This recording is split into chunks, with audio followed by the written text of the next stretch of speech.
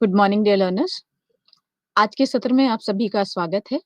मैं डॉक्टर जूही Srivastava Shri Ram Swaroop memorial university में assistant professor के पद पे कार्यरत हूँ और आज के सत्र में हम उन विषयों की चर्चा करेंगे जो इंट्रोडक्शन टू पॉलिटिकल थियरी या राजनीतिक सिद्धांत के परिचय विषय के बाकी विषयों में से एक हैं। विषय का कोड है बीपीएससी 131, जिसमें पिछले 2 सत्रों में हमने आपसे बहुत सारे बिंदुओं पर चर्चा की। आज हम जिन विषयों पर, जिन मुख्य बिंदुओं पर चर्चा करने वाले हैं, वो कहीं न कहीं वर्तमान परिप्रेक्ष्य में तार्किक हैं, तर्कसंगत हैं और हमारे लिए अत्यंत उपयोगी भी हैं। सबसे पहले हम आपसे बात करेंगे डेमोक्रेसी और इकोनॉमिक ग्रोथ की। डेमोक्रेसी यानी लोकतंत्र और इकोनॉमिक ग्रोथ यानी आर्थिक विकास। क्या है लोकतंत्र और किस तरीके का संबंध लोकतंत्र और आर्थिक विकास में है, हम आज के सत्र के माध्यम से आप तक ये पहुंचाने का प्रयत्न करेंगे। डेमोक्रेसी के बारे में या लोकतंत्र के बारे में हमने आपसे पिछले सत्र में भी चर्चा करी थी, लेकिन एक क्विक रिवीजन आपको देना अत्यंत आवश्यक है। जैसा कि हमने आपको पहले भी बताया था कि लोकतंत्र के बारे में अगर बात की जाए तो लोकतंत्र सामान्यतः एक उदारवादी लोकतंत्र की अवधारणा को कहीं न कहीं दिखाता है, जिसका मतलब होता है एक रिप्रेजेंटेटिव गवर्नमेंट या कि जिस एक ऐसी सरकार जहाँ पर लोगों का प्रतिनिधित्व हो रहा हो, जहाँ पर जो व्यक्ति हमारा प्रतिनिधित्व करने आया है, जिस व्यक्ति के पास निर्णय लेने की क्षमता है या जिस व्यक्ति के पास नियम, नीति, कानून बनाने की क्षमता है, वो लोगों को प्रतिनिधित्व दे रहा हो क्योंकि उसके अंदर उसको ये कहीं न कहीं आभास होता है, उसको ये एहसास होता है कि जो निर्णय लेने की क्षमता उसे दी गई है, वो कहीं न कहीं व्यक्तियों के माध्यम से उसको मिली है। तो जब वो प्रतिनिधित्व करते हैं, जब वो नियम, नीति, कानून राष्ट्र के लिए बनाते हैं, तो उनको ये ध्यान रखना होता है कि ये लोगों का तंत्र है और अगर इस तंत्र व्यवस्था में हमने लोगों की उपेक्षा की, अगर हमने लोगों की जो इच्छाएँ हैं, उनको एक कहीं न कहीं उनको दरकिनार किया, तो ये जो शक्ति लेने की क्षमता, ये जो शक्ति लेने का अधिकार, निर्णय लेने का अधिकार हमें दिया गया है, वो कहीं न कहीं गलत हो सकता है। तो निर्णय लेते समय नीति, नियम, कानूनों का निर्माण करते समय ये अत्यंत आवश्यक है कि जो प्रतिनिधित्व सरकार, जो तंत्र हमारा प्रतिनिधित्व कर रहा है, वो कहीं न कहीं व्यक्तियों के अधिकार, व्यक्तियों की स्वतंत्रता को ध्यान में रखे और इसी वजह से यही कारण है कि आज जो अवधारणा लोकतंत्र को लेकर बनी है, उसे हम उदारवादी लोकतंत्र के नाम से जानते हैं। अगर हम उदारवादी लोकतंत्र की मुख्य विशेषताओं पर ध्यान देना चाहें तो सबसे पहले इसकी मुख्य विशेषता होती है एक संवैधानिक सरकार। संवैधानिक सरकार यानी संवैधानिक मान्यताओं के अनुरूप जो तंत्र व्यवस्था आपके सामने आई है, उसमें विधि को ध्यान में रखा गया है, उसमें नियम, कानून जो भी बने हैं, वो संवैधानिक मानकों के अनुसार ही बने हैं और उन संवैधानिक मानकों के अनुसार अगर कोई नियम नहीं बना है, तो उनको वैलिडेट नहीं किया जाता या उन्हें लीगैलिटी या वैधता प्रदान नहीं की जाती है। उस अगला जो फीचर है, अगले जो विशेषता है उदारवादी लोकतंत्र की वो है गारंटी ऑफ सिविल लिबर्टी यानी जो सामान्य नागरिक है उनकी जो स्वतंत्रता है वो सभी व्यक्तियों को समान रूप से दी जाए और अगर किसी व्यक्ति को कोई प्रेफरेंशियल ट्रीटमेंट या किसी भी व्यक्ति को कोई अलग तरीके से ट्रीटमेंट दिया जा रहा है तो उसका आधार भी लोगों को सामने रखा जाए। Separation of powers and checks and balances यानी शक्ति पृथकीकरण और एक दूसरे आपको सामान्यतः आप सभी को पता है कि सरकार के 3 अंग होते हैं, न्यायपालिका, व्यवस्थापिका और विधायिका। तो विधायिका नियम कानून बनाती है, एग्जीक्यूटिव या जो नेक्स्ट जो तंत्र होता है, जो उसको लागू करता है, उसके बारे में कार्यपालिका होती है और जो आपकी जुडिशियल मैकेनिज़्म है या जो आपकी न्यायपालिका है, वो ये देखने का कार्य करती है कि जो भी नियम, नीति, कानूनों का निर्माण हुआ है और जिस तरीके से उनको लागू किया गया है, क्या वो जो पूरा प्रोसीजर, पूरी प्रक्रिया थी, वो सही था? क्या वो वैध नियम है या नहीं है? तो सेपरेशन ऑफ पावर्स का जो शक्ति पृथकीकरण का मूल आधार है वो ये है कि तीनों अंग अपने-अपने अधिकार क्षेत्र में रहते हुए अपने कार्यों को पूरा करें और व्यक्तियों की स्वतंत्रता को ध्यान में रखते हुए कहीं न कहीं नियम, नीति, कानून का निर्माण करते रहें। अगली जो विशेषता है वो ये है कि रेगुलर इलेक्शंस होने चाहिए। जैसे अभी आप देख रहे हो वर्तमान परिप्रेक्ष्य में चुनाव को लेकर बहुत सारी चर्चाएँ हो रही हैं। तो चुनाव होना क्यों आवश्यक है? क्योंकि जब हम प्रतिनिधित्व सरकार की बात कर रहे हैं, जब हम एक ऐसी व्यवस्था की बात कर रहे हैं जहाँ पर व्यक्तियों को समान रूप से अधिकार प्राप्त किए गए हैं, जहाँ पर व्यक्तियों को ये बताया गया है कि आपका प्रतिनिधित्व करने के लिए जो व्यक्ति वहाँ पर जाएगा, उसको चुनने का अधिकार भी आपके पास है और इसीलिए ये चुनावी प्रक्रिया कहीं न कहीं आरंभ की जाती है, जिसके माध्यम से लोगों को ये शक्ति दी जाती है कि वो चुनाव के माध्यम से अपने मताधिकार का प्रयोग करते हुए कहीं न कहीं अपने प्रतिनिधित्व को चुनें। एक आम नागरिक समाज एक ऐसा समाज होना चाहिए जो स्वस्थ नागरिक समाज हो। स्वस्थ नागरिक समाज का कंसेप्ट क्या है? सिविल सोसाइटी, इसके बारे में हमने आपसे पिछले सत्र में भी चर्चा की थी। आम नागरिक समाज एक ऐसा समाज जहाँ पर सभी व्यक्ति समान रूप से सभी अधिकारों का पालन कर रहे हैं, सभी व्यक्तियों के हितों को ध्यान में रखा जाता है और एक इंडिपेंडेंट सरकार होती है। इंडिपेंडेंट यानी एक ऐसा समाज स्थापित किया जाता है जहाँ पर सरकार आपके निजी मामलों में हस्तक्षेप नहीं कर सकती।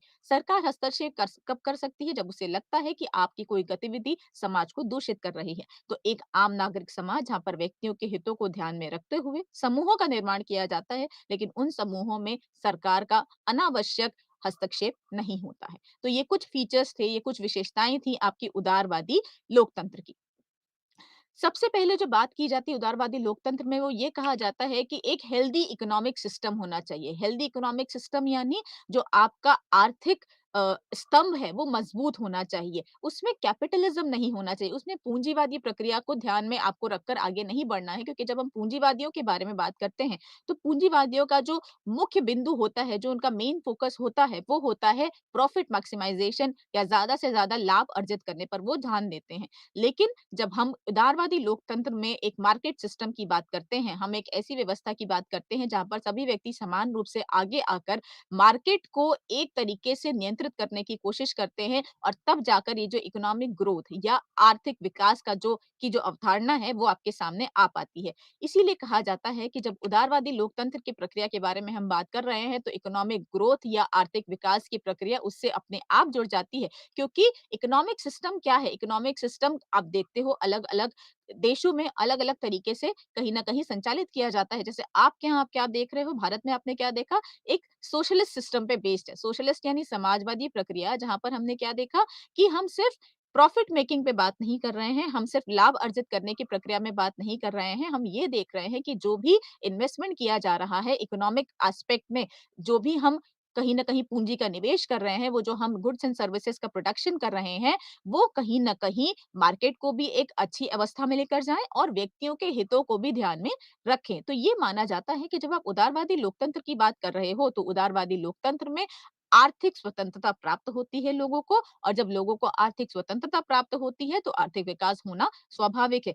आर्थिक स्वतंत्रता का मतलब ये नहीं है कि आप मार्केट को अपने तरीके से संचालित या नियंत्रित करने की कोशिश कर रहे हो। आप किस तरीके से मार्केट को नियंत्रित कर रहे हो? आप ये देख रहे हो कि समाज में किस तरीके की चीज़ों की आवश्यकता है और मार्केट में उन्हीं चीज़ों को आप कहीं न कहीं उनको अवेलेबल कराने की कोशिश कर रहे हो, उनकी उपलब्धि का कहीं न कहीं आप साधन बनाने की कोशिश कर रहे हो, और जो नियम, नीति, कानूनों का निर्माण आर्थिक परिप्रेक्ष्य में हो रहा है, वो भी इन बातों को ध्यान में रख के हो रहा है कि आम जनता का भला, आम जनता का जो कल्याण है, वो उससे किस तरीके से प्रभावित हो सकता है। तो ये माना जाता है कि अगर आप उदारवादी लोकतंत्र की अवधारणा में कहीं न कहीं विकास की प्रक्रिया को ढूँढने का प्रयत्न कर रहे हैं, तो वो ज़रूर आपको दिखाई देगा, क्योंकि उदारवादी अवधारणा, उदारवादी लोकतंत्र की अवधारणा में मार्केट में सरकार का अनावश्यक हस्तक्षेप कम होता है, लोगों को स्वतंत्रता दी जाती है कि अपनी क्षमताओं का इस्तेमाल करते हुए वो आर्थिक विकास में एक सहयोगी बने।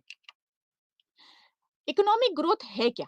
अगर हम इस सवाल के जवाब का ढूँढने का प्रयत्न करें, तो हमें उत्तर मिलेगा कि इकोनॉमिक ग्रोथ या आर्थिक विकास एक ऐसी प्रक्रिया है जिसके माध्यम से राष्ट्र की जो संपत्ति होती है, राष्ट्र का जो वेल्थ होता है, वो समय के साथ बढ़ता जाता है। अगर समय के साथ राष्ट्र की पूँजी बढ़ नहीं रही है, तो हम नहीं कह सकते कि आर्थिक विकास हो रहा है। आर्थिक विकास में जब हमने बोला कि राष्ट्र की पूँजी बढ़ रही है, राष्ट्र की जो संपत्ति है वो बढ़ रही है, इसका मतलब है कि जो हमने गुड्स और सर्विसेज़, जो हमने संसाधन अवेलेबल करवाए हैं लोगों को, जिन गुड्स को हमने प्रोड्यूस किया है, उनकी जो मार्केट वैल्यू है वो बढ़ रही है। ऐसा नहीं कि आज अगर आपने देखा कोई चीज़ आपने प्रोड्यूस करी है, कोई एक, मान लो आप एक पेन की बात करते हो और उस पेन की कीमत आज के वर्तमान परिप्रेक्ष्य में ₹10 है, लेकिन हम कैसे बोलेंगे कि इकोनॉमिक ग्रोथ हुआ? जब हमने ये देखा कि उसकी डिमांड भी बढ़ी और डिमांड के साथ-साथ उसकी जो वैल्यू थी वो भी बढ़ जाती है और उसके प्राइस में आपने थोड़ी-सी बढ़ोतरी देखी, लेकिन प्राइस की बढ़ोतरी के साथ आपने ये नहीं देखा कि उसकी डिमांड कम हो गई है। तो इसका मतलब जो आपने गुड प्रोड्यूस प्रोड्यूस किए, जिस गुड को आपने मार्केट में लाने की कोशिश करी, उसकी क्वालिटी इतनी अच्छी थी कि लोगों ने उसको और डिमांड करी और उस डिमांड को ध्यान में रखते हुए प्रोडक्शन को भी बढ़ाया गया और साथ ही साथ उसकी मार्केट वैल्यू भी बढ़ गई। तो जब हम लॉन्ग टर्म इकोनॉमिक ग्रोथ की बात करते हैं, लॉन्ग टर्म इकोनॉमिक ग्रोथ यानी जो आर्थिक विकास है, वो कम समय के लिए नहीं है बल्कि एक विजनरी पर्सपेक्टिव से आया है। हमने ये भी देखा है कि आज से 10 साल बाद भी हमारा जो आर्थिक विकास है वो कंटिन्यू रहे, वो निरंतर बना रहे और वो कब होगा जब हम ये देखेंगे कि जो नेशनल इनकम राष्ट्र की हो रही है, नेशनल इनकम यानी जो राष्ट्रीय आय है, किसी भी राष्ट्र की जो राष्ट्रीय आय है, वो बढ़ रही है और जो एम्प्लॉयमेंट रेट यानी रोजगार की जो दर है, वो बढ़ रही है और लोगों का जो रहने का स्तर है, स्टैंडर्ड ऑफ लिविंग, उसमें भी लगातार वृद्धि हो रही है। तो हम कह सकते हैं कि इकोनॉमिक ग्रोथ का या आर्थिक विकास की जो प्रक्रिया है, वो लगातार पॉजिटिव तरीके से आगे बढ़ रही है। अब एक सवाल उठता है कि क्या आर्थिक विकास और इकोनॉमिक ग्रोथ और इकोनॉमिक डेवलपमेंट क्या एक हैं? नहीं, क्योंकि सामान्यतः जब आपने विज्ञान के क्षेत्र में भी ये सुना होगा कि कि ग्रोथ और डेवलपमेंट में अंतर होता है। ग्रोथ यानी वृद्धि और डेवलपमेंट यानी विकास। तो आर्थिक वृद्धि और आर्थिक विकास में क्या अंतर है? एक अंतर ये दिखाई देता है कि वृद्धि को आप कहीं न कहीं माप सकते हो, लेकिन विकास को किसी पैरामीटर में मापना आपके लिए संभव नहीं हो पाता है। लेकिन कभी-कभी आर्थिक विकास के साथ-साथ कुछ नेगेटिव चीज़ें भी जुड़ जाती हैं। जैसे ये माना जाता है कि जब हम आर्थिक वृद्धि की बात कर रहे हैं, तो आर्थिक वृद्धि के साथ-साथ हो सकता हो हम लोगों की जो वेलफेयर पर्सपेक्टिव है, जो कल्याणकारी परिप्रेक्ष्य है, उसको हम कहीं न कहीं दरकिनार कर देते हैं और ज़्यादा से ज़्यादा वृद्धि के जो दर है, उसको बढ़ाए रखने के लिए, उसको निरंतर आगे बढ़ाने के लिए कहीं न कहीं हम उन उपायों पर अपना ध्यान केंद्रित कर देते हैं, जिसके माध्यम से कुछ ऐसी समस्याएँ उत्पन्न हो जाती हैं, जो लोगों के आम जीवन में बाधा उत्पन्न कर देती है। उदाहरण के तौर पर हम पॉल्यूशन या प्रदूषण की समस्या ले सकते हैं। आप पॉल्यूशन का सबसे मुख्य कारण क्या है? आप क्या देख रहे हो? कार्बन एमिशन हो रहा है। बहुत सारी कंट्रियाँ हैं, बहुत सारे देश हैं जो कार्बन एमिशन के लिए या जो कार्बन का उत्सर्जन हो रहा है उसके लिए उत्तरदायी हैं। तो ये क्यों हो रहा है? क्योंकि आप इंडस्ट्रियलाइज़ेशन पे ज़्यादा से ज़्यादा फ़ोकस कर रहे हो। इंडस्ट्रियलाइज़ेशन यानी आप ज़्यादा से ज़्यादा उद्योगीकरण के बारे में आप बात कर रहे हो, उद्योगों को आप स्थापित करने की कोशिश कर रहे हो लेकिन उसको स्थापित करने की प्रक्रिया में आपने कहीं न कहीं पर्यावरण पर ध्यान नहीं दिया, पर्यावरण दूषित हो जाता है और उससे आम जनता कहीं न कहीं प्रभावित हो जाती है। लेकिन जब हम विकास की बात करते हैं, तो विकास एक सकारात्मक शब्द है, जहाँ पर हम ये देखने की कोशिश करते हैं कि आर्थिक विकास के माध्यम से लोगों का जीवन स्तर किस तरीके से बढ़ रहा है, रोज़गार की दर किस तरीके से बढ़ रही है और सबसे आवश्यक जो बात है आर्थिक विकास और आर्थिक वृद्धि में, वो ये है कि जब हम आर्थिक विकास की बात करते हैं, तो हम सस्टेनेबल डेवलपमेंट की बात करते हैं। सस्टेनेबल डेवलपमेंट यानी हम ऐसी विकास की प्रक्रिया को ध्यान में रख रहे हैं जहाँ पर हम संसाधनों का उपयोग तो कर रहे हैं, लेकिन उन संसाधनों के उपयोग करते समय हम अपनी भविष्य में जो हमारी पीढ़ियाँ आने वाली हैं, उनकी भी आवश्यकताओं को ध्यान में रखते हुए हम संसाधनों का उपयोग कर रहे हैं। तो ये एक बहुत आवश्यक अंतर है आर्थिक विकास और आर्थिक वृद्धि में। जब आर्थिक वृद्धि होती है, तो कभी-कभी आर्थिक वृद्धि एक नकारात्मक प्रक्रिया बन जाती है, लेकिन जब हम आर्थिक विकास की बात करते हैं, तो आर्थिक विकास एक सकारात्मक प्रक्रिया होती है। वो कौन से फैक्टर्स हैं, वो कौन से कारक हैं जो इकोनॉमिक ग्रोथ या आर्थिक वृद्धि को प्रभावित करते हैं? तो सबसे पहले उनमें जो कारक है वो है नेचुरल रिसोर्सेज या प्राकृतिक संसाधन। आप सभी को पता है कि प्राकृतिक संसाधन बहुत ही लिमिटेड है, सीमित है। लेकिन किस राष्ट्र के पास किस मात्रा में आर्थिक संसाधन है, वो उस राष्ट्र की आर्थिक वृद्धि की दर को बहुत ज़्यादा प्रभावित करता है।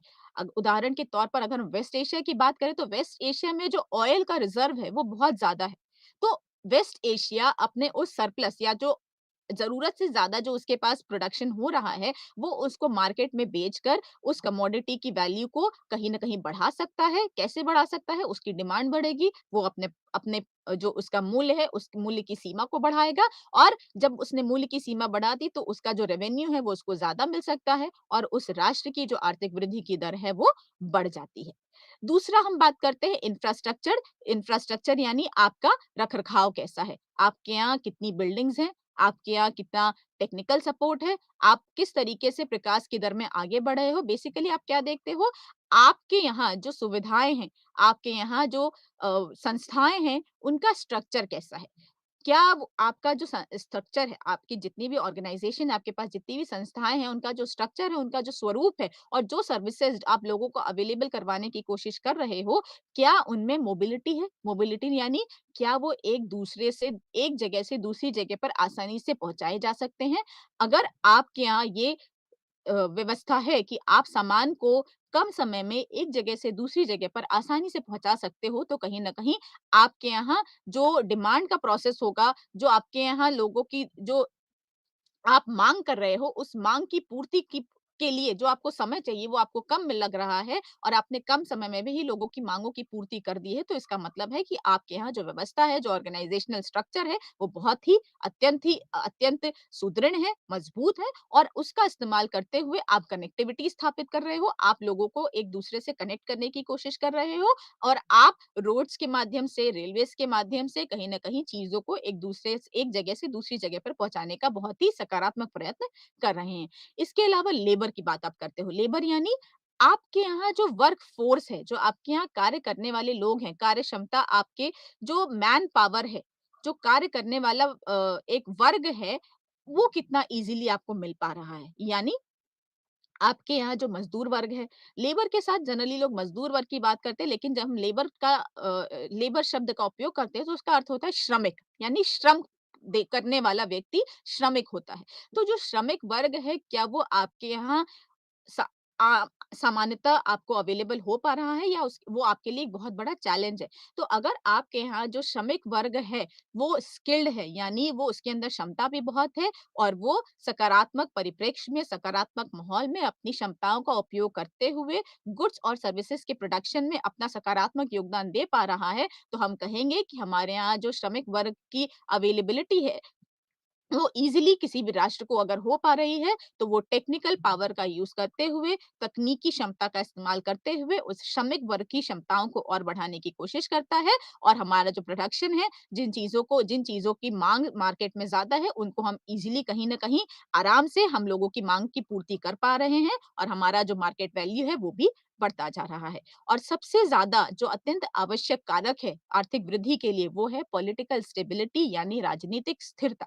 राजनीतिक स्थिरता यानी ऐसा नहीं है कि आज आप किसी एक नीति नियम कानून का निर्माण हो चुका, एक सरकार है और आपने क्या देखा आज से 1 महीने बाद आपकी सरकार बदल गई और आपके नियम कानून भी बदल गए। तो अगर राजनीतिक स्थिरता नहीं है किसी भी राष्ट्र में, तो उस राष्ट्र में आर्थिक वृद्धि या आर्थिक विकास का आसान होना बिल्कुल नहीं, आप कह सकते हो एक्सेप्ट किया जा सकता है, क्योंकि राजनीतिक अस्थिरता कहीं न कहीं आपकी आर्थिक नियम, आर्थिक निर्णय और आर्थिक विकास की दर को ज़रूर और आवश्यक रूप से प्रभावित करेगा। क्योंकि कभी भी जब आर्थिक अस्थिरता होती है, तो आर्थिक अस्थिरता के माहौल में जो इन्वेस्टर्स होते हैं, जो पूंजीवादी होते हैं, जो पूंजी को कहीं न कहीं आपके यहाँ लगाने आना चाहते हैं, वो उसको भाँप लेते हैं और वो अपना पैसा आपकी आर्थिक व्यवस्था में, आपके आर्थिक सिस्टम में नहीं लगाना चाहेंगे। तो अगर आपके यहाँ पॉलिटिकल डायरेक्शन सही नहीं है, अगर आपके यहाँ जो दिशा-निर्देश है, वो अगर सही तरीके से नहीं दिया जा रहा है और अगर आर्थिक अस्थिरता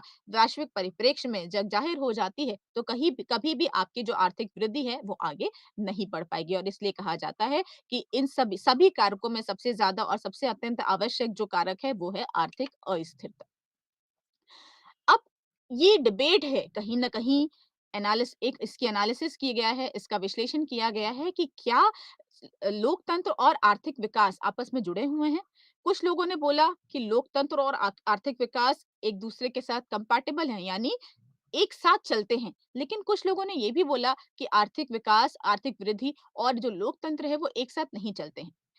अब ये भी देखा जाता है कि ऐसा क्यों है? ये माना गया कि चाहे लोकतंत्र हो या लोकतंत्र नहीं हो, उन दोनों का प्रभाव आर्थिक विकास की दर पर, आर्थिक वृद्धि की प्रक्रिया पर ज़रूर पड़ता है। अगर लीगल स्टेबिलिटी नहीं, डेमोक्रेसी या लोकतंत्र में सबसे पहली बात आप क्या करते हो? लीगल स्टेबिलिटी या रूल ऑफ लॉ की, यानी विधि का शासन। अगर विधि का शासन है, अगर सामाजिक स्थिरता है, तो अगर अगर ये 2 चीज़ें हैं, जहाँ पर आप सामाजिक स्थिरता यानी कोई कलह नहीं है, कोई कलेश नहीं है और विधि का शासन है, यानी सभी व्यक्ति विधि को मानते हुए अपने सामान्य जीवन को आगे लेकर जाने की कोशिश कर रहे हैं, तो आप कह सकते हो कि जो आर्थिक विकास की दर है वो आवश्यक रूप से ऊपर जाएगी। लेकिन अगर सामाजिक अस्थिरता है, लोग आपस में ही झगड़ों में कहीं न कहीं लिप्त हैं, विधि का शासन नहीं है, लोग कहीं न कहीं नियम, नीति, कानून की अपेक्षा कर रहे हैं उपेक्षा कर रहे हैं, उसको दरकिनार करते हुए जो आपकी लोकतांत्रिक व्यवस्था है, उसके स्तंभों को खराब करने की कोशिश कर रहे हैं, तो आपकी जो इकोनॉमिक ग्रोथ की दर है, वो आवश्यक रूप से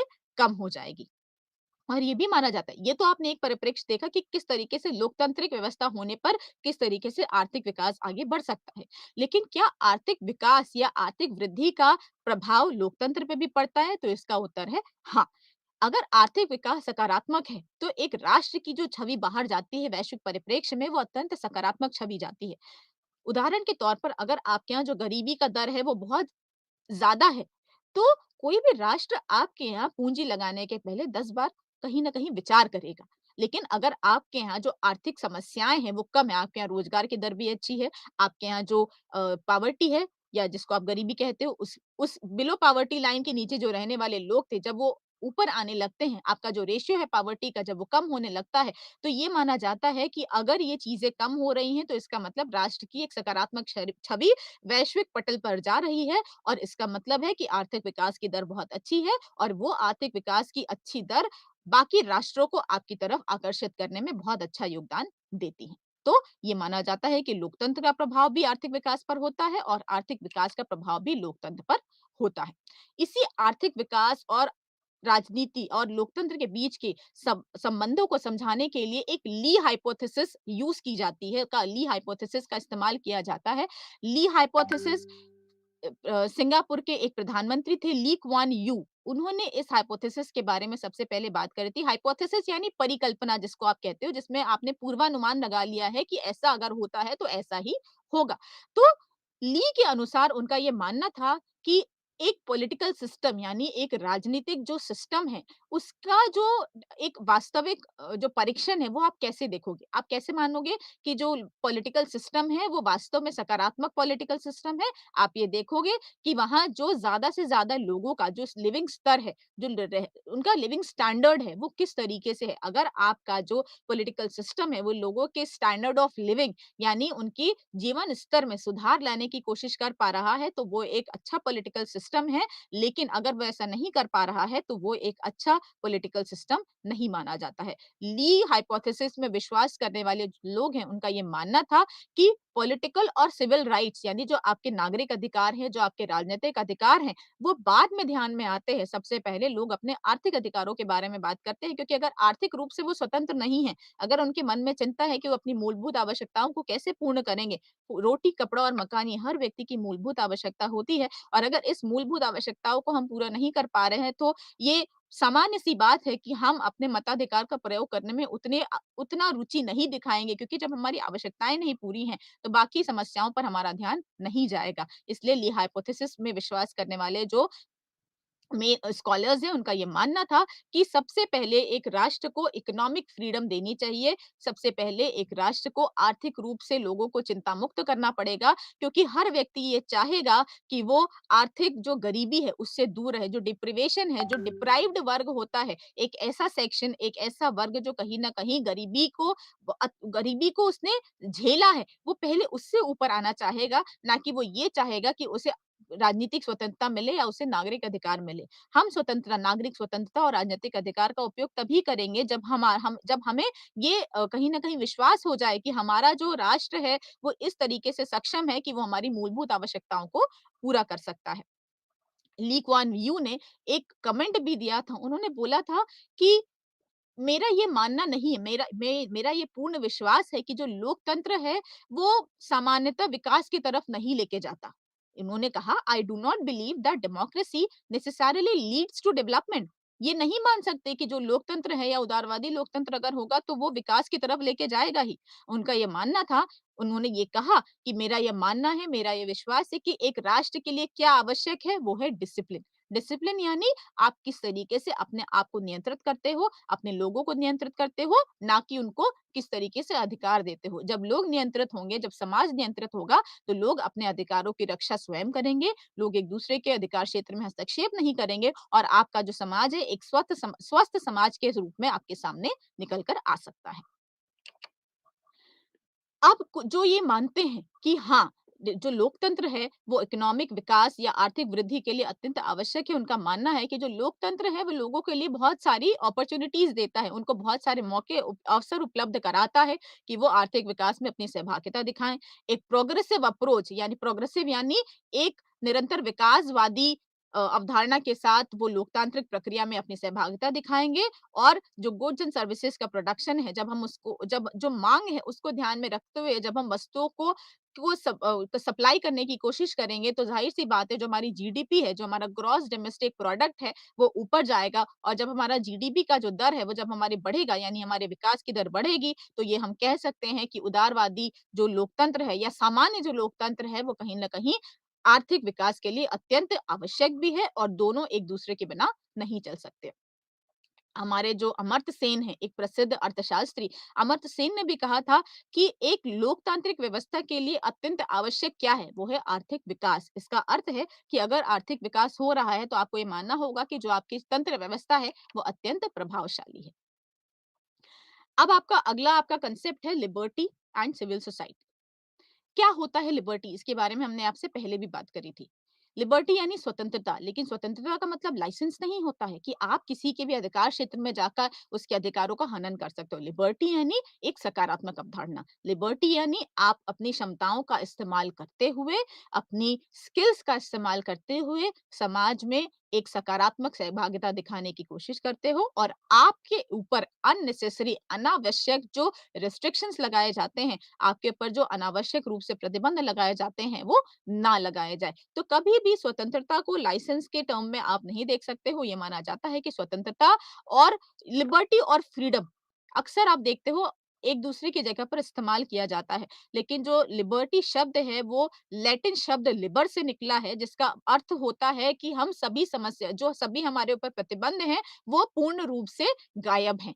उनकी उपस्थिति आपको नहीं दिखाई देगी। तो अगर आप कहते हो एब्सेंस ऑफ ऑल रिस्ट्रेंट यानी सभी प्रतिबंध हमारे ऊपर से हटा लिया जाए तभी हम स्वतंत्र हैं, तो एक ऐसी अवधारणा हो जाएगी जहाँ पर मनुष्य एक जंगली मनुष्य की तरह बर्ताव करने लगेगा। क्योंकि जब हमारे ऊपर प्रतिबंध नहीं होंगे, तो हम अपनी मनमानी करेंगे और तब जो समाज हमारे सामने आएगा, वो एक ऐसा समाज होगा जो ऑर्डर्ड समाज नहीं होगा, जहाँ पर आप डिसिप्लिन की बात नहीं कर सकते, जहाँ पर आप लॉ या नियम कानूनों की बात नहीं कर सकते। तो हमको ये मानना होगा, हमें इस बात को स्वीकृति देनी होगी कि एब्सोल्यूट लिबर्टी या पूर्ण रूप से हम स्वतंत्र नहीं हो सकते। हमें जो स्वतंत्रता मिली हुई है, हमें जो अधिकार मिले हुए हैं, वो समाज में रहने वाले अन्य व्यक्तियों के संबंध में मिले हुए हैं। तो अर्थ इसके मैकेनी ने ये सबसे पहले कहा था कि फ्रीडम या स्वतंत्रता का मतलब ये नहीं है कि सभी जो प्रतिबंध हैं वो गायब हो जाएँ, बल्कि जो अनावश्यक प्रतिबंध आपके ऊपर लगाए जा रहे हैं, उनको रेशनल प्रतिबंधों से रिप्लेस किया जाए। रेशनल प्रतिबंध यानी तार्किक प्रतिबंध। अगर आपने किसी व्यक्ति के ऊपर कोई प्रतिबंध लगाया है, तो उसके पीछे का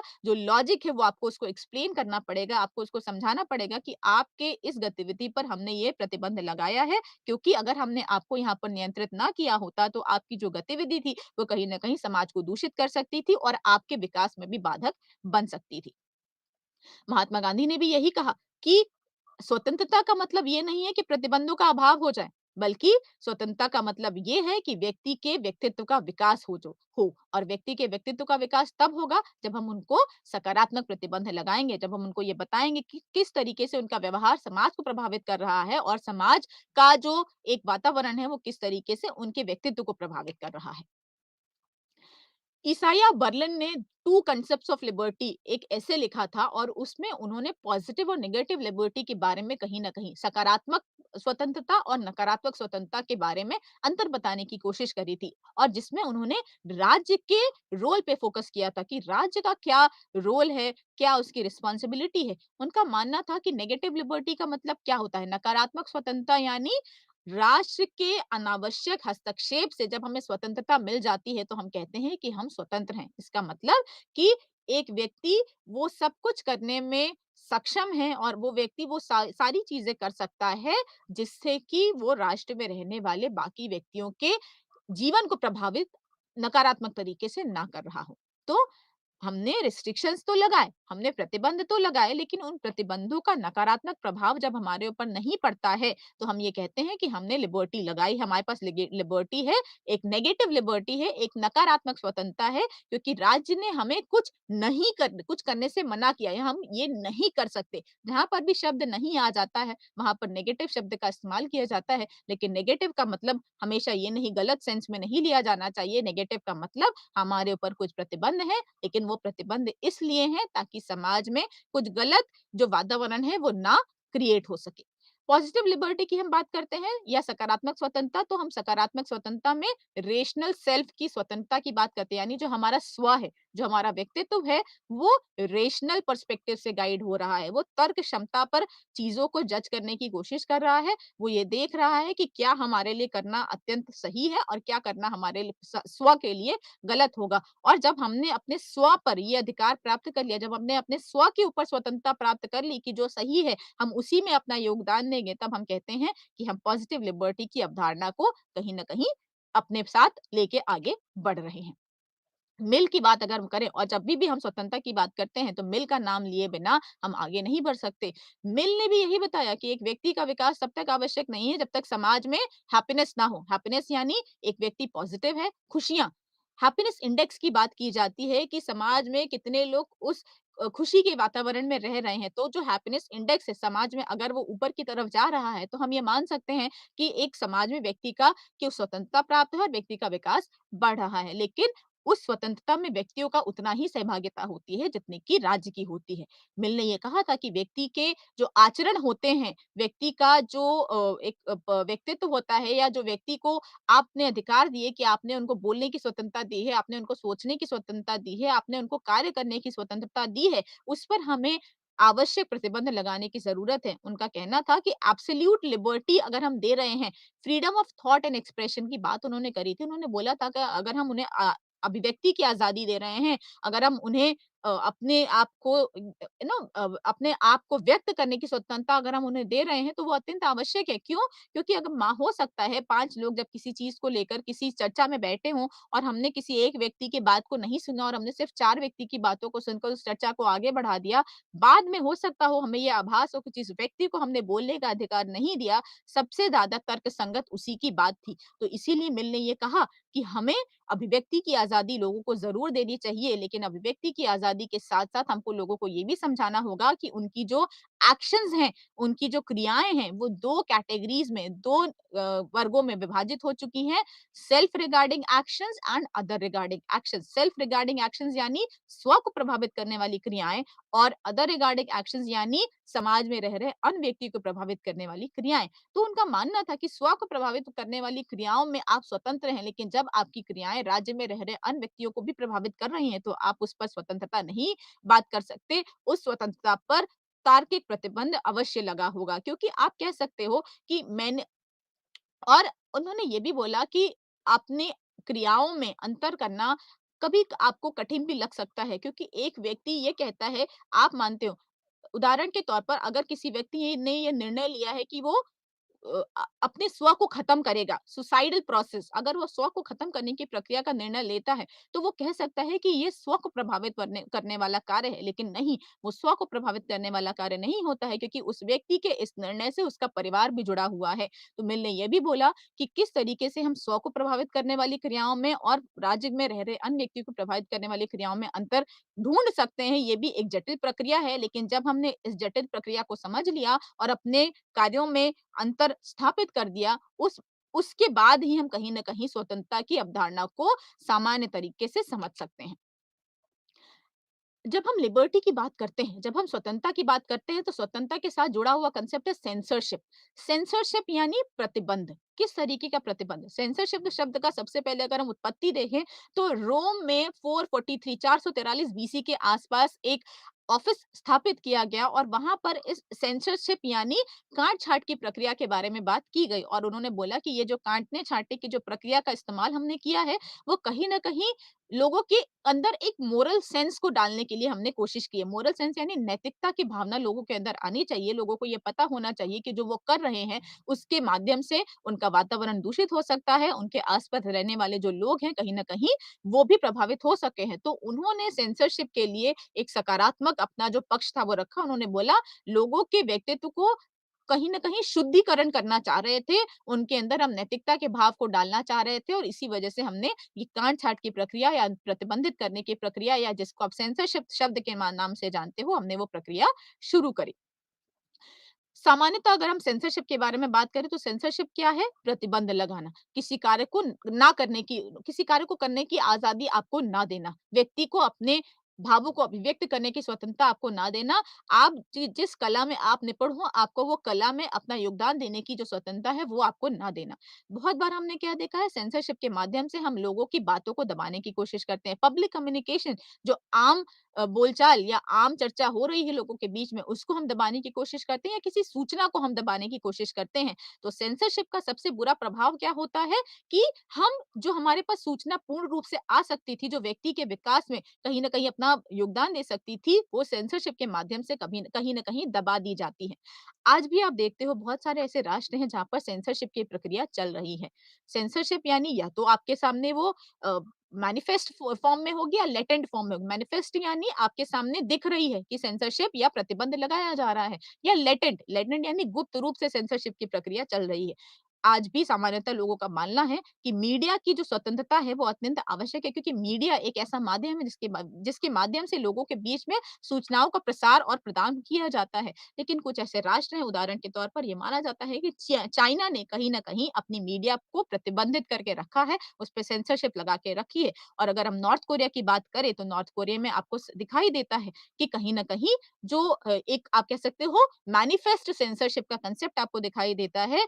आपको स्वाभाविक रूप से दिखाई दिया जाता है कि वहाँ पर चीज़ों पर प्रतिबंध लगाया गया है। लोग बोल नहीं सकते अपनी इच्छा के अनुसार, लोग अपनी इच्छा के अनुसार कपड़े नहीं पहन सकते, अपनी इच्छा के अनुसार अपने बालों को नहीं कटवा सकते। तो ये क्या है? ये एक ऐसे प्रतिबंध हैं जो लोगों के आम जीवन को प्रभावित कर रहे हैं, जो लोगों को वास्तविक सूचना तक पहुँचने से रोक रहे हैं और जब लोगों को पूर्ण रूप से सूचना नहीं प्रदान की जाती है, जब एक पर्दा रखा जाता है उनसे, तो हमारा जो वास्तविक विकास है वो कहीं न कहीं प्रभावित हो जाता है और अगर वास्तविक विकास प्रभावित हो रहा है तो इसका मतलब जो आपकी तंत्र व्यवस्था है वो सही नहीं है और अगर आपकी तंत्र व्यवस्था सही नहीं है तो आप स्वतंत्रता या जो आप आज़ादी की बात करते हो वो आपको नहीं मिल पाएगी और अगर सेंसरशिप है तो इसका मतलब जो नियंत्रण है सरकार का वो कहीं न कहीं नकारात्मक नियंत्रण हो रहा है लोगों के जीवन पर और जब तंत्र व्यवस्था में नकारात्मक नियंत्रण की प्रक्रिया होती है तो व्यक्ति का विकास होना स्वाभाविक नहीं है और लोगों की जो स्वतंत्रता है वो बाधित या प्रतिबंधित हो जाती है। अब कुछ ऐसा एक ऐसा वर्ग है जो लिबर्टी या स्वतंत्रता और सेंसरशिप यानी काट-छाँट या प्रतिबंध के बीच में संबंधों को स्थापित करने का या संबंधों की विश्लेषण करने की कोशिश करता है। उनका ये मानना था कि अगर हम एक मुक्त समाज की अस्तित्व की बात कर रहे हैं, तो मुक्त समाज किस पर आधारित होता है? मुक्त समाज एक एक ऐसी मुक्त समाज का जो स्तंभ है वो क्या है? वो ये है कि जो विभिन्न वर्ग हैं, उन विभिन्न वर्गों के बीच में चर्चाएँ हो रही हैं। जो सूचनाएँ हैं वो एक जगह से दूसरी जगह पर पहुँचाई जा रही हैं। उनकी आलोचना भी की जा रही है, उन पर विवाद भी किया जा रहा है और जब हम चर्चाओं पर विश्लेषण करते हैं, जब हम किसी बात पर किसी एक मुख्य बिंदु पर जब हम चर्चा करने की कोशिश करते हैं, तो हम क्या करते हैं? हमारे दिमागी रूप से भी हमारी एक्सरसाइज होती है। हम कहीं न कहीं अपनी तर्क क्षमता का प्रयोग करते हैं, हम अपने जो हमारा ज्ञान है उसको बढ़ाने की कोशिश करते हैं और जो वास्तविक सत्य है उसको बाहर लाने की कोशिश करते हैं। तो अगर कोई राष्ट्र सेंसरशिप की प्रक्रिया में है तो ये वास्तविक सत्य बाहर नहीं आएगा, हम अपनी तर्क क्षमता का विकास नहीं कर पाएँगे क्योंकि हमें उस तर्क क्षमता का विकास करने के लिए जो वातावरण था, वो ही नहीं मिला। तो ये माना जाता है कि अगर कोई राष्ट्र सेंसरशिप की प्रक्रिया में लिप्त है तो उसको कहीं न कहीं लॉजिक रीज़न देना पड़ेगा, उसको ये बताना पड़ेगा कि इसके पीछे का कारण क्या था, इसके पीछे का तर्क क्या है और क्यों हमने जो सूचना था इसको हमने छुपा के रखा। और अगर राष्ट्र और व्यक्तियों के बीच में लगातार द्वंद्व बना हुआ है, तो कभी भी हम ये नहीं कह सकते कि व्यक्ति को स्वतंत्रता मिली हुई है। तो जो जेएस मिल थे, वो सेंसरशिप के अगेंस्ट थे। उनका मानना था कि जब तक हम अपने विचारों को आगे नहीं रखेंगे, जब तक हम लोगों के साथ चर्चाओं में नहीं लिप्त होंगे, तब तक हम सत्य और असत्य के बीच का जो अंतर है, उसको देख नहीं पाएँगे और अगर सेंसरशिप होती है, तो सेंसरशिप के माध्यम से राष्ट्र वास्तविक सत्य को छुपाने की प्रक्रिया में लिप्त हो जाता है और इसका मतलब वो सकारात्मक नहीं है। Karl Popper open society and its enemies के नाम से उन्होंने एक बुक लिखी, एक किताब लिखी और उन्होंने ये बताया कि किस तरीके से राष्ट्र और समाज व्यक्तियों की जो स्वतंत्रता है उसमें हस्तक्षेप कर सकता है। किस हद तक राष्ट्र सेंसरशिप की प्रक्रिया में आगे जा सकता है, किस हद तक सेंसरशिप सही है, किस हद तक आप प्रतिबंधों को सही मान सकते हो। तो इनका ये कहना था कि जो लैंग्वेज और स्पीच है, जो लोगों की भाषा है और जो उनकी अभिव्यक्ति की स्वतंत्रता है, वो कहीं न कहीं एक बहुत ही शक्तिशाली माध्यम है, किस चीज़ का? लोगों तक विचारों को पहुँचाने का। अगर आपने लोगों की लैंग्वेज और लोगों की स्पीच पर प्रतिबंध लगा दिया, तो कभी भी आप एक ऐसे समाज को स्थापित नहीं कर पाओगे, जो व्यक्ति के व्यक्तित्व के विकास में, जो पूर्ण रूप से व्यक्तित्व का विकास हो रहा है, उसमें वो कभी भी अपना जो सकारात्मक योगदान है, वो नहीं दे पाएगा। तो ये भी माना जाता है कि सेंसरशिप होनी चाहिए। गाँठ-छाँट की प्रक्रिया अगर राष्ट्र ले रहा है, तो उसके पीछे का वो कहीं न कहीं हमको बताए कि क्या उसका लॉजिक है, क्योंकि आप क्या देखते हो फ्रीडम ऑफ स्पीच और एक्सप्रेशन आपको मिला हुआ है। आपको आर्टिकल 19 में की अगर आप बात करो तो उसको क्लस्टर ऑफ राइट्स के नाम से जाना जाता है और आपको बहुत सारी बातें बताई गई हैं, लेकिन उसमें ये भी कहा गया कि पब्लिक मोरालिटी राष्ट्र जो सामान आम जनता को लेकर जो नागरिक नैतिकता का सिद्धांत है, अगर उसके अगेंस्ट आप कुछ बोल रहे हो, तो पब्लिक मोरालिटी के नाम पर आपके ऊपर प्रतिबंध लगाए जा सकते हैं। अगर आपको हेट स्पीच दे रहे हो, आप कोई ऐसा भाषण दे रहे हो, आप कोई ऐसा वक्तव्य दे रहे हो, जिस वक्तव्य के माध्यम से समाज में कुछ नकारात्मक सूचनाएँ जा रही हैं, जो समाज की जो न्याय व्यवस्था है, जो समाज की जो तंत्र व्यवस्था है, समाज में जो ऑर्डर स्थापित किया गया है, उसको प्रभावित कर रही हैं, जिससे कि समाज कहीं न कहीं कलेश और झगड़ों में लिप्त हो सकता है, तो उस पर सेंसरशिप होना स्वाभाविक है। लेकिन जब व्यक्ति की स्वतंत्रता, अभिव्यक्ति की स्वतंत्रता को अनावश्यक रूप से बाधित किया जाता है, तो वो सेंसरशिप कहीं न कहीं गलत हो जाती है। तो अगर हम इसका कंक्लूज़न देखें, अगर हम ये देखें कि अंत में अगर हम ये कहना चाहें कि दोनों के बीच क्या संबंध है या सेंसरशिप या स्वतंत्रता किस तरीके से आपस में जुड़े हुए हैं, तो हम ये कह सकते हैं कि स्वतंत्रता दीजिए, लेकिन व्यक्ति के ऊपर प्रतिबंध लगाना भी आवश्यक है, क्योंकि अगर हम उनको प्रतिबंधित नहीं करेंगे, तो वो प्रतिबंधों के अभाव में कुछ भी ऐसा कर सकते हैं, जो बाकी व्यक्तियों के विकास में भी बाधक सिद्ध हो सकता है और कहीं न कहीं उस व्यक्ति के का जो समाज में रोल होना चाहिए, उसको भी रिस्ट्रिक्ट कर सकता है। अगला आपका विषय है protective discrimination versus principle of fairness. Protective discrimination यानी भेदभाव, प्रोटेक्टिव यानी संरक्षणात्मक भेदभाव और प्रिंसिपल ऑफ फेयरनेस यानी फेयर यानी कुछ ऐसा जो न्यायपूर्ण हो, कुछ ऐसा जो गलत ना हो। तो अब इन पहले हमें इन दोनों कंसेप्ट को समझना होगा कि संरक्षणात्मक जो भेदभाव है वो क्या है और जो फेयरनेस का प्रिंसिपल है, जो इसका आप मानक देखना चाह रहे हो समाज में कि कोई व्यक्ति फेयर है या नहीं, या राज्य की तरफ से जो लोगों को ट्रीटमेंट दिया जा रहा है वो फेयर है या नहीं।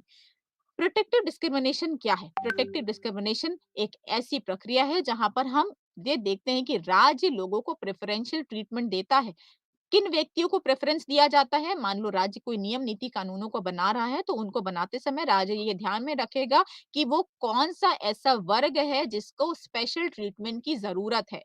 आज हम क्या देखते हैं प्रोटेक्टिव डिस्क्रिमिनेशन को रिज़र्वेशन के नाम से भी जाना जाता है। उसको हम रिज़र्वेशन या आरक्षण के नाम से भी जानते हैं। हम उसे पॉज़िटिव एक्शन या सकारात्मक कार्यक्षमता के नाम से भी जानते हैं। हम उसे रिवर्स डिस्क्रिमिनेशन के नाम से भी जानते हैं। हम उसको प्रेफ़रेंशियल ट्रीटमेंट के नाम से भी जानते हैं और ये सारे शब्दों का मतलब एक ही निकलता है कि वो व्यक्ति, वो वर्ग जो समाज में कहीं न कहीं डिप्राइव्ड है या कुछ ऐसा वर्ग जो वीक है, यानी जो अपने हितों की रक्षा करने में समर्थ नहीं है, उनके साथ अ, इतिहास में कुछ गलत हुआ है, उनके साथ पास्ट में कुछ गलत हुआ है और उस गलत को सही करने के लिए राज्य कुछ ऐसे नीति नियम और कानून लेकर आता है, जिसके माध्यम से उनके साथ हुई गलत चीज़ों को वो सही कर सके और इसीलिए उनको कुछ स्पेशल प्रिविलेज दिए जाते हैं, उनको कुछ अलग अधिकार दिए जाते हैं, जिनका इस्तेमाल करते हुए वो अपने विकास को कहीं न कहीं समझ पाते हैं। वो ये देख सकते हैं कि मान लो उदाहरण के तौर पर अगर हम देखें,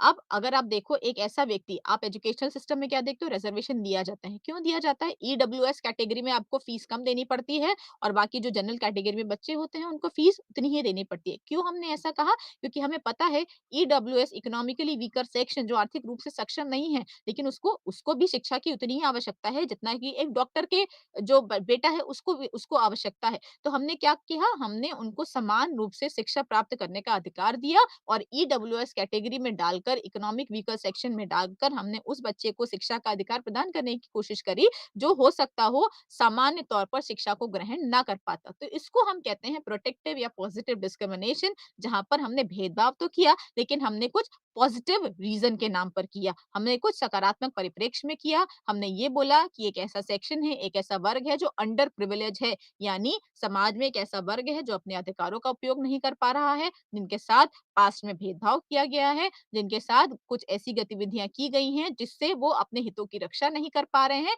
तो उनके हितों की रक्षा करने के लिए और उनको समाज में बाकी लोगों के साथ खड़ा करने के लिए राज्य की तरफ से कुछ ऐसी नीतियाँ आती हैं जो उनको कहीं न कहीं प्रेफ़रेंस देती हैं। अगर हम आधुनिक उदारवादी राज्य की बात करें, तो आधुनिक उदारवादी राज्य में प्रेफ़रेंशियल या पॉजिटिव डिस्क्रिमिनेशन आपको दिखाई देगा और किस बेसिस पर दिखाई देगा? सोशियो इकोनॉमिक बैकग्राउंड पर, यानी आर्थिक सामाजिक बैकग्राउंड के आधार पर जब आप लोगों को अलग रूप से ट्रीटमेंट देने की कोशिश करते हो, तो आप कहते हो कि प्रोटेक्टिव डिस्क्रिमिनेशन की बात की जा रही है। कुछ स्कॉलर्स थे जिन्होंने प्रोटेक्टिव डिस्क्रिमिनेशन के लिए कुछ अपने तर्क प्रस्तुत किए कि प्रोटेक्टिव डिस्क्रिमिनेशन क्यों होना चाहिए। तो उनका मानना था कि अगर प्रोटेक्टिव डिस्क्रिमिनेशन होगा तभी हम इक्वालिटी ऑफ अपॉर्च्युनिटी की बात कर सकते हैं। हम अवसरों को उपलब्ध कराने की बात करते हैं, लेकिन समान रूप से हम लोगों को अवसर तभी उपलब्ध करा सकते हैं जब हम ये समझेंगे कि किस व्यक्ति की, किस वर्ग की क्या आवश्यकता है। तो हर वर्ग की आवश्यकताओं को समझते हुए जब हम लोगों को अधिकार प्रदान करने की कोशिश करते हैं और अगर हमें ऐसा लगता है कि एक ऐसा वर्ग है जो डिसएडवांटेज है, जो अपने अधिकारों का भी उपयोग नहीं कर पा रहा है, तो उसके लिए हम कुछ अलग व्यवस्था बनाने की कोशिश करते हैं। जैसे आपने क्या देखा अ, जिसको हमने दिव्यांग का नाम दिया है। दिव्यांग यानी वो व्यक्ति जो फिज़िकली कैपेबल नहीं है सारे कार्यों को करने में। तो इसका क्या अर्थ हुआ कि हम उन्हें समाज के मेन वर्ग से अलग कर दें? नहीं। समाज के मुख्य वर्ग से वो अपने आप को कटा हुआ ना महसूस करें, इसके लिए हमने क्या किया? हमने उन्हें अवसरों की समानता प्रदान करी। राज्य ने कुछ ऐसी व्यवस्था करी जिसके माध्यम से वो समाज के साथ अपने आप को जोड़ सके और आज आप क्या देख रहे हो? आज यूपीएससी की एग्ज़ाम में यूपीएससी की जो परीक्षाएँ होती हैं, उसमें दिव्यांग वर्ग में भी कहीं न कहीं आपको जो जो आपकी सहभागिता दिखाई दे रही है, वो आपको उतनी ही दिखाई दे रही है, जो आपको एक जनरल कैटेगरी के वर्ग की दिखाई दे रही है। तो इस माध्यम से हम कह सकते हैं कि प्रोटेक्टिव डिस्क्रिमिनेशन एक ऐसा टूल है, एक ऐसी प्रक्रिया है, एक ऐसा आप कह सकते हो समाज में हुए गलत को सही करने की दवा है। तो एक ऐसा दवा उस मर्ज़ की दवा जिसके माध्यम से समाज में असमानता फैल रही थी। अब हम बात करते हैं कि फेयरनेस क्या है? हमने रिज़र्वेशन की बात कर ली, हमने पॉलिसी डिस्क्रिमिनेशन की बात कर ली कि लोगों को ध्यान में रखते हुए पॉलिसीज़ को कि अलग लोगों की आवश्यकताओं को अलग-अलग वर्गों की अलग-अलग आवश्यकताओं को ध्यान में रखते हुए हम कहीं न कहीं समाज में न्याय व्यवस्था को स्थापित करने की कोशिश करते हैं। तो जब हमने ये बात करी तो हमने देखा कि रिज़र्वेशन भी एक बहुत अच्छा टूल है कहीं न कहीं एक समानता स्थापित करने का। हमने अपने संविधान में क्या देखा? हमने क्या देखा कि हम जस्टिस की बात करते हैं। प्रस्तावना में अगर आपने देखा होगा तो प्रस्तावना में ये समाज संविधान की प्रस्तावना में ये बताया गया कि हम जस्टिस की बात करेंगे, सोशियो इकोनॉमिक और पॉलिटिकल यानी आर्थिक न्याय व्यवस्था होगी और सामाजिक न्याय प्रक्रिया होगी और राजनीतिक प्रक्रिया में भी हम न्याय व्यवस्था की बात करेंगे। तो ये कब होगा? जब हम लोगों को समान रूप से अधिकार देंगे, जब हम उनकी असमानताओं को समझते हुए भी उन्हें समान रूप से समाज में आगे आने की कोशिश करेंगे। अब हम फेयर प्रोसीजर की बात करते हैं। जब आपने बात करी न्याय व्यवस्था, एक तर्कसंगत व्यवस्था की जहाँ पर लोगों को समान रूप से अधिकार दिए जाते हैं, तो वो समान रूप से अधिकार तब दिए जाएँगे जब हम उनको फेयरनेस के प्रिंसिपल पे रखेंगे। यानी हमने क्या देखा किसकी क्या आवश्यकताएँ हैं, किस व्यक्ति किन चीज़ों से लाभान्वित हो रहा है और कौन-सा व्यक्ति उन चीज़ों से उस लाभ को प्राप्त नहीं कर पा रहा है। तो हम क्या कहेंगे कि हमें एक फेयर डिस्ट्रीब्यूशन की प्रोसीजर पर आगे लेके जाना होगा। फेयर डिस्ट्रीब्यूशन यानी जो गुड्स एंड सर्विसेज़ का प्रोडक्शन समाज में हो रहा है, वो लोगों की आवश्यकताओं को ध्यान में रखते हुए विभाजित किए जाएँ, ना कि ये देखना जाए कि कोई अगर रिच व्यक्ति है, समाज में आप देखते हो डिस्क्रिमिनेशंस होते हैं, रिच और पुअर सेक्शन आपके समाज में है। रिच यानी एक धनी वर्ग है और एक ऐसा वर्ग है जो गरीबी रेखा को झेल रहा है। तो हमको उनकी आवश्यकताओं को ध्यान में रखते हुए फेयर डिस्ट्रीब्यूशन की प्रक्रिया में आगे बढ़ना होगा। गुड्स और सर्विसेज के डिस्ट्रीब्यूशन में एक समानता भी नहीं, हमको ये देखना होगा फेयर यानी एक ऐसा जहाँ पर आप ये ना महसूस करो कि आपको धोखा दिया जा रहा है। आपकी आवश्यकताओं को राज्य ने ध्यान में नहीं रखा और उन्होंने जो रिसोर्सेस थे उसके केंद्रीकरण में कहीं न कहीं अपना योगदान दे दिया। तो जॉन रॉल्स का नाम प्रिंसिपल ऑफ फेयरनेस के साथ हमेशा जोड़ा जाता है। जॉन रॉल्स का मानना था कि समाज में रहने वाला हर व्यक्ति उसका जो रेशनैलिटी उसकी जो तर्क क्षमता होती है वो अलग-अलग होती है क्योंकि जो आपकी नेचुरल इनइक्वालिटी है वो तो है ही। आप प्राकृतिक रूप से असमान हैं। आपकी जो तर्क क्षमता है वो भी अलग-अलग है और आप सेम सोशियो इकोनॉमिक कंडीशन में भी नहीं रहते हैं। लेकिन आप क्या मान रहे हो? उनका ये मानना था कि जब ये चीज़ें जब राष्ट्र को समझ में आने लगती हैं, राज्य में जो नीति निर्माण करने वाली जो व्यवस्था है, जब उसको ये चीज़ें समझ में आने व्यक्ति लगती हैं कि हर व्यक्ति की जो जो इसकी आवश्यकताएँ हैं, वो अलग-अलग है और उनको ध्यान में रखते हुए ही हमें समाज में न्याय व्यवस्था को स्थापित करना है, तब हम कहते हैं कि प्रिंसिपल ऑफ फेयरनेस को हमने कहीं न कहीं राष्ट्र में या राज्य में स्थापित कर लिया है और जब प्रिंसिपल ऑफ फेयरनेस की हम बात करते हैं, जब हम न्याय को एक ऐसी प्रक्रिया के साथ इक्वेट करने की कोशिश करते हैं, जहाँ पर हम फेयर हैं, फेयर यानी एक ऐसी प्रक्रिया जहाँ पर हमने लोगों के साथ गलत करने की कोशिश नहीं की है, बल्कि हमने समाज में सभी लोगों को एक साथ एक पैरामीटर पे लाने की कोशिश की है, तो समाज में जस्टिस का जो प्रिंसिपल है, न्याय का जो सिद्धांत है, वो फेयरनेस के सिद्धांत पर बेस्ड हो जाता है और हम सभी व्यक्तियों को लिबर्टी और इक्वालिटी और फ्रीडम ऑफ स्पीच देने की कोशिश करते हैं, कुछ सकारात्मक प्रतिबंधों के साथ। तो ये माना जाता है कि आप प्रोटेक्टिव डिस्क्रिमिनेशन करिए, आप पॉजिटिव डिस्क्रिमिनेशन करिए, आप लोगों को संरक्षण देने की कोशिश करिए, लेकिन वो संरक्षण देने की जो प्रक्रिया होती है, वो फेयर होनी चाहिए, वो बायस्ड नहीं होनी चाहिए यानी आप पूर्वाग्रहों से ग्रसित ना हों। आप ये ना देखें कि हमें इसी वर्ग को जो है उसी वर्ग के लिए नियम और नीति कानून बनाने हैं और दूसरे वर्ग पर हमें ध्यान नहीं देना है। तो ऐसी न्याय व्यवस्था अगर समाज में स्थापित हो जा रही है, तो हम ये कह सकते हैं कि हमारा जो समाज है वो एक आधुनिक उदारवादी समाज है, वो लोकतंत्र की अवधारणा पर आधारित है। लोकतंत्र में सभी व्यक्तियों को समान रूप से आगे बढ़ने का अवसर प्रदान किया जा रहा है। वो व्यक्ति जो समान रूप से आगे नहीं बढ़ पा रहा है, उसको समाज आगे लाने की कोशिश करेगा, उसको राष्ट्र आगे लाने की कोशिश करेगा और कोई व्यक्ति अगर राज्य के इस प्रक्रिया पर, राज्य के इस निर्णय पर अगर सवाल उठाता है, तो उन सवालों के तर्क तार्किक जो उत्तर हैं, वो भी राष्ट्र को, उस व्यक्ति को देना पड़ेगा और तभी हम कह पाएँगे, तभी हम लोगों का जो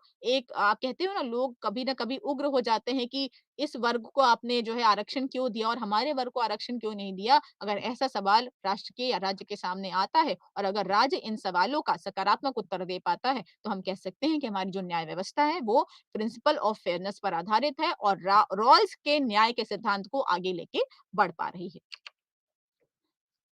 अब हम ये कहेंगे कि जब हम प्रोटेक्टिव डिस्क्रिमिनेशन की बात करते हैं तो उसमें सबसे जो आप बात करते हो, आपने क्या बोला कि अगर आपने किसी व्यक्ति को संरक्षणात्मक उसके साथ व्यवहार किया है तो आपने समानता के सिद्धांत को वायलेट करने की कोशिश करी। समानता यानी हम सबके साथ समान रूप से व्यवहार करेंगे। लेकिन जब हम एक आधुनिक उदारवादी राज्य में समानता की अवधारणा को समझने की प्रयत्न करेंगे तो हम ये पाएंगे कि equal treatment with equals and unequal treatment with unequals यानी समान लोगों के साथ समान व्यवहार और असमान लोगों के साथ असमान व्यवहार। तो ये होता है इक्वालिटी का सिद्धांत। प्रोटेक्टिव डिस्क्रिमिनेशन के कंटेक्स्ट में इक्वालिटी है, समानता है, न्याय व्यवस्था भी है। लेकिन जब हमने देखा कि कोई व्यक्ति अपनी उस क्षमता का इस्तेमाल नहीं कर पा रहा है जिसको वो कर सकता था, तो उसके उसकी उस क्षमता का विकास करने के लिए और उसको उपयोग में लाने के लिए हमने उसे कहीं न कहीं एक बैकग्राउंड प्रदान किया। हमने उसको बेस प्रदान किया और राज्य की तरफ से उस व्यक्ति को जब बेस मिल जाता है, तो ज़ाहिर-सी बात है वो व्यक्ति आगे बढ़ेगा और जब सभी व्यक्ति समान रूप से अपनी क्षमताओं का इस्तेमाल करते हुए राष्ट्र और समाज के विकास में अपना योगदान देंगे, तो व्यक्ति का विकास होना स्वाभाविक है। तो अगर एक ऐसा समाज आपके सामने आता है, जो प्रोटेक्टिव डिस्क्रिमिनेशन पे आधारित है, तो आप ये कह सकते हो कि वो फेयरनेस के प्रिंसिपल पर जब तक आधारित नहीं होगा, वो प्रोटेक्टिव डिस्क्रिमिनेशन या पॉजिटिव डिस्क्रिमिनेशन या राज्य की तरफ से आया हुआ कोई भी अफर्मेटिव एक्शन तब तक वैलिड नहीं है, तब तक तथ्यपूर्ण नहीं हो सकता, जब तक उसके पीछे का तर्क आप लोगों के सामने प्रस्तुत ना कर सको। आप आज की चर्चा का जो अंतिम बिंदु है, वो है फैमिली, लॉ और स्टेट यानी परिवार क्या है, नियम क्या है और राज्य क्या है। जनरली जो स्कॉलर्स हैं, उन लोगों ने सबसे पहले फैमिली के कांसेप्ट को समझाने की बात करी क्योंकि दोनों के बीच में द्वंद है। ये देखना चाहते हैं कि राज्य का हस्तक्षेप क्या पारिवारिक मुद्दों में होना चाहिए? तो हमें पहले ये समझना पड़ेगा कि परिवार क्या है? जब हम परिवार को राज्य क्या है ये आप सभी को पता है। राज्य के 4 अंग होते हैं, पॉपुलेशन यानी एक जनता, एक गवर्नमेंट होती है यानी एक सरकार होती है, टेरिटरी यानी आपके पास एक भूभाग होता है जिस पर आप नियम कानून बनाने की कोशिश करते हो। तो आपने क्या देखा पॉपुलेशन है, टेरिटरी है, गवर्नमेंट है, लॉ है, स्टेट है और आपने क्या देखा स्टेट और गवर्नमेंट में अंतर भी है। स्टेट इसका जो एजेंट है वो है गवर्नमेंट। स्टेट को मूर्त रूप में लोगों के सामने लाने के लिए हमें सरकार की आवश्यकता पड़ी, तो सरकार के पास जो शक्तियाँ हैं वो हस्तांतरित शक्तियाँ हैं। ये पहले की चर्चाओं में हम आपके साथ डिस्कस कर चुके हैं कि राज्य क्या है, राज्य की अवधारणा क्या है, राज्य के बारे में किसने क्या कहा।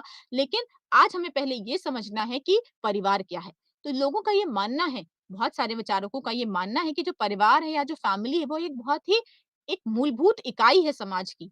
मूलभूत इकाई यानी एक ऐसी इकाई है, एक ऐसा इंस्टीट्यूशन है, एक ऐसी संस्था है जो यूनिवर्सल है, सार्वभौमिक है, आपको सब जगह दिखाई देगी, परमानेंट है यानी वो लॉन्ग रन में भी आज भी आपको दिखेगी। ऐसा नहीं है कि आज आपको परिवार दिखाई दे रहा है और कल में परिवार की अवधारणा कहीं विलुप्त हो जाएगी, तो वो स्थायी अवधारणा है और परवेसिव यानी सब जगह व्याप्त है। तो कोई भी समाज, चाहे वो बड़ा समाज हो, चाहे वो छोटा समाज हो, कोई सभ्य समाज हो, कोई असभ्य समाज हो, कोई प्राचीन समाज हो, कोई आधुनिक समाज, आपको किसी फॉर्म में किसी न परिवार की अवधारणा जाती है।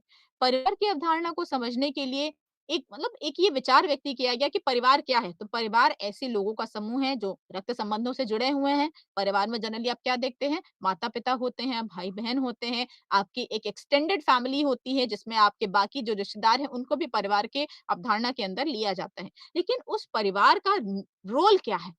उस परिवार का जो जो उत्तरदायित्व है या जो उसका इम्पोर्टेंस है, उस इसकी जो इम्पोर्टेंस यानी उसकी जो आवश्यकता है वो आपके लिए क्या है?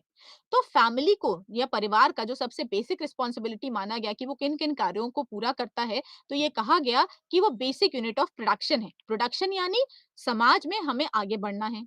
लोगों को ऐसा तो है नहीं कि 4 लोगों को लेकर ही हमें आगे बढ़ना है, हमें उनकी संख्या को आगे बढ़ाना है। तो लोगों की संख्या को समाज में आगे बढ़ाने के लिए फैमिली जैसा जो इंस्टीट्यूशन है, परिवार जैसा जो एक संस्था है, वो एक बेसिक यूनिट है प्रोडक्शन की। प्रोडक्शन होना है, लेकिन उस चीज़ को आप इंस्टीट्यूशनलाइज़ कैसे करते हो? मैरिज के माध्यम से। मैरिज एक ऐसा इंस्टीट्यूशन है, जो कहीं न कहीं रिप्रोडक्शन के प्रोसेस में आपको मदद कर रहा है। मैरिज के इंस्टीट्यूशन के नाम से आपने 2 लोगों को एक साथ जोड़ा और 2 लोग ने एक साथ मिलकर कहीं न कहीं इस रिप्रोडक्शन के प्रोसेस को कहीं न कहीं इस संस्थागत तरीके से आगे लेके जाने की कोशिश करी। तो जो रिप्रोडक्शन की प्रक्रिया होती है, उसको हमने एक वैधता प्रदान कर दी परिवार के माध्यम से। दूसरा ये माना जाता है कि जो परिवार है वो कहीं न कहीं आपको मेंटल और इमोशनल सैटिस्फैक्शन प्रदान करता है। बहुत बार ऐसे आपके साथ गतिविधियाँ हो जाती हैं जिनको आप लोगों सबके सामने व्यक्त नहीं कर सकते। तब आप अफेक्शन चाहते हो, तब आप चाहते हैं कि कोई आपके पास एक ऐसा व्यक्ति हो जो आपकी बातों को सुने, आपकी बातों को समझे और आपको सिम्पैथी दे, आपको सांत्वना प्रदान करे। तो आपका जो परिवार है वो एक ऐसी संस्था है जो व्यक्तियों को सांत्वना प्रदान करता है, उनको एक अफेक्शनेट फीलिंग देता है कि हम आपसे जुड़े हुए हैं और हम आपके साथ सुख-दुःख में आपके साथ खड़े हैं। और जब व्यक्ति को एहसास होता है कि उसके पीछे उसका परिवार है, तो वो बहुत ही स्ट्रॉन्ग तरीके से अपने रोल को कहीं न कहीं समाज में प्ले कर पाता है। दूसरा ये माना जाता है कि जो परिवार है वो सोशलाइज़ेशन का माध्यम है, समाजीकरण का बहुत अच्छा माध्यम है, क्योंकि कहीं न कहीं फैमिली में, हमारे परिवार में हमें सिखाया जाता है कि हम एकाकी जीवन नहीं व्यतीत कर सकते। शेयरिंग जो बाँटने की प्रक्रिया होती है, इसका भी जो एक ज्ञान है, वो हमें परिवार में ही दिया जाता है।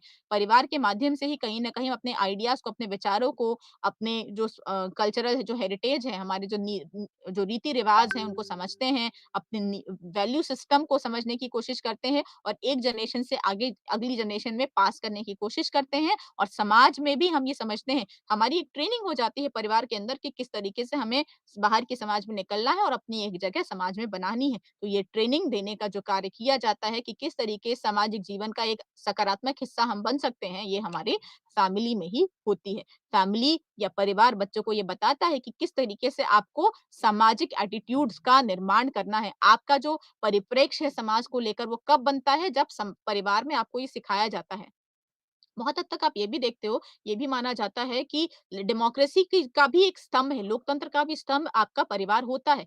क्यों होता है? क्योंकि जैसे अभी आप देख रहे हो जो वोटिंग पैटर्न है, बहुत बार आप क्या देखते हैं, आपका जो वोटिंग पैटर्न है वो आपके पारिवारिक जो विचार है उनसे प्रभावित हो जाता है कि कोई कहता है कि आप इनको इस व्यक्ति को वोट दो, कोई कहता है आप उस व्यक्ति को वोट दो। तो आप देखते हो कि आपके जो राजनीतिक जो विचार हैं वो भी कहीं न कहीं पारिवारिक विचारों से प्रभावित हो जाते हैं। तो पॉलिटिकल सोशलाइज़ेशन का भी एक बहुत बड़ा माध्यम आपका जो परिवार है वो बन सकता है। अब ये देखा जाता है कि राज्य और परिवार में किस तरीके का संबंध है। तो बहुत सारे विचारक थे जिन्होंने ये माना कि राज्य का हस्तक्षेप परिवार में होना चाहिए। बहुत सारे विचारक थे जिन्होंने ये माना कि राज्य का हस्तक्षेप परिवार में नहीं होना चाहिए, क्योंकि परिवार एक प्राइवेट इंस्टीट्यूशन है। पब्लिक और प्राइवेट यानी एक निजी संस्था है और उस निजी संस्था में राज्य के द्वारा हस्तक्षेप नहीं किया जाना चाहिए। ग्रीक टाइम्स की जब हम बात करते हैं, ग्रीक एरा की जब हम बात करते हैं, तो प्लेटो के हम नाम लिए बिना आगे नहीं बढ़ सकते। प्लेटो ने कम्युनिज्म की बात करी थी, उन्होंने साम्यवाद की बात करी थी और उन्होंने बोला था कि एक राजा के सक्सेसफुल शासन, एक सक्सेसफुल या एक कह सकते हैं एक कुशल प्रशासक बनने में जो उसका परिवार है वो बाधा उत्पन्न करता है, तो उसने बोला था कि परिवार को हटा देना चाहिए, राज्य के द्वारा परिवार को हटा देना चाहिए, तो उन्होंने कहीं न कहीं राज्य का हस्तक्षेप परिवार में स्वीकार किया। लेकिन एरिस्टोटल ने राज्य का हस्तक्षेप परिवार में स्वीकार नहीं किया। उनका मानना था कि जो परिवार है, वहाँ से लोगों को कहीं न कहीं बाहर समाज में आने का एक ज्ञान दिया जाता है और जब तक हम उसमें सरकारी हस्तक्षेप रखेंगे, जब तक हम उसमें राज्य का हस्तक्षेप रखेंगे, एक व्यक्ति के व्यक्तित्व का विकास नहीं हो पाएगा। मार्क्सिस्ट पर्सपेक्टिव भी आया, मार्क्सवादी विचार भी आए कि किस तरीके से राज्य का हस्तक्षेप समाज में होना चाहिए, किस तरीके से राज्य का हस्तक्षेप समाज में नहीं होना चाहिए। तो कहीं न कहीं एक नकारात्मक विचार आया परिवार को लेकर, जिसमें उन्होंने ये माना कि जो पूंजीवादी प्रक्रिया है, उसमें कहीं न कहीं राज्य अपना योगदान देता है। तो इन समस्त चर्चाओं को जब हम ध्यान में रखेंगे, तो हमें ये समझ में आता है कि राज्य में परिवार समाज का या जो आपका राज्य का जो हस्तक्षेप है परिवार में, वो सीमित होना चाहिए। जब आपको लगता है कि राज्य की आपकी जो पारिवारिक गतिविधियाँ हैं, वो राज्य को प्रभावित कर रही हैं, तो आप उस पे प्रतिबंध एक लॉजिकल प्रतिबंध, एक तार्किक प्रतिबंध लगा सकते हो। लेकिन उसके अलावा आप पारिवारिक इंस्टीट्यूशन पे आप परिवार के ऊपर कोई भी ऐसा हस्तक्षेप नहीं लगा सकते जो उनकी रोल्स रिस्पॉन्सिबिलिटीज को पूरा करने में आपको रोक रहा है।